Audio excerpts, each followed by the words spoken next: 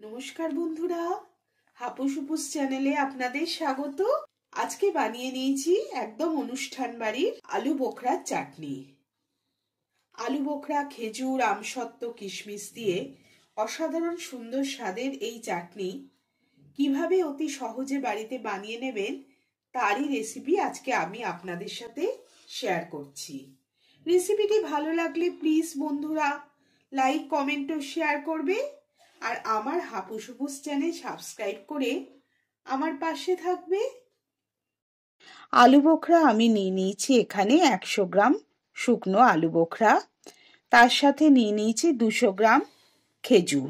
খেজুরগুলোকে আমি বীজগুলোকে বার করে নিয়েছি এবং টুকরো করে কেটে নিয়ে আর নিয়েছি 50 গ্রাম কিশমিশ। কাপ জলে ভিজিয়ে রাখছি 1 ঘন্টা মতন। আপনারা চাইলে আর একটু বেশি টাইমও ভেজাতে পারেন, কোনো অসুবিধে নেই। অন্যদিকে 100 গ্রাম পাকা তেঁতুল নিয়েছি, সেটাকেও আমি জলে আধ ঘন্টা মতন ভিজিয়ে তেঁতুলের বীজগুলোকে ফেলে দিচ্ছি। আমসত্ত্বগুলো কিউব করে কেটে নিলাম। এবার কড়াইতে দিয়ে দিচ্ছি 1 চামচ সর্ষের তেল।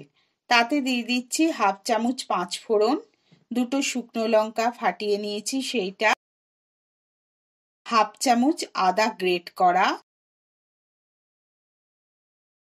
হাফ চামচ হলুদ গুঁড়ো। ভালোভাবে মিশিয়ে নিচ্ছি। এবার দিয়ে দিচ্ছি জলে ভেজানো আলু বোখরা, খেজুর ও কিশমিশটা। জলে ভিজিয়ে রাখলে এই আলু বোখরা, খেজুর এগুলো একটু নরম হবে, তাতে চাটনিটা করতে সুবিধে হবে। এবার দিয়ে দিলাম স্বাদ মতো নুন, হাফ চামচ শুকনো লঙ্কা গুঁড়ো। ভালোভাবে মিশিয়ে নিচ্ছি। এবারে কিউব করে রাখা আমসত্ত্বগুলো আমি দিয়ে দিচ্ছি। নাড়াচাড়া করে নিলাম। আর দিয়ে দিচ্ছি তেঁতুলের পাল্পটা। তেঁতুলের পাল্প দিয়ে ভালোভাবে মিশিয়ে নিলাম।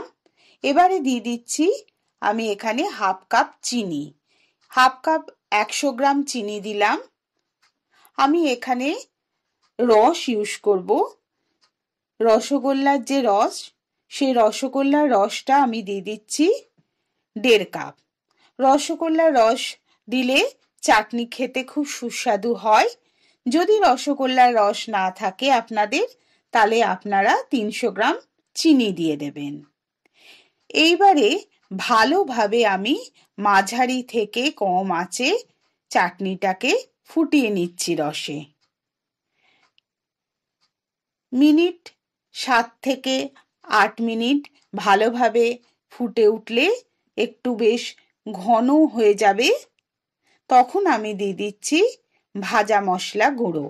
এখানে আমি একটা ভাজা মশলা করে নিচ্ছি, সেই জন্য দিয়ে দিচ্ছি শুকনো খোলাতে 1 চামচ মৌরি আর 1 চামচ জিরে। মৌরি আর জিরেটা কম আঁচে হালকা নাড়াচাড়া করে নিয়ে মিক্সিতে গুঁড়ো করে নিচ্ছি। এবার ভাজা মশলা দিয়ে ভালোভাবে মিশিয়ে নিচ্ছি।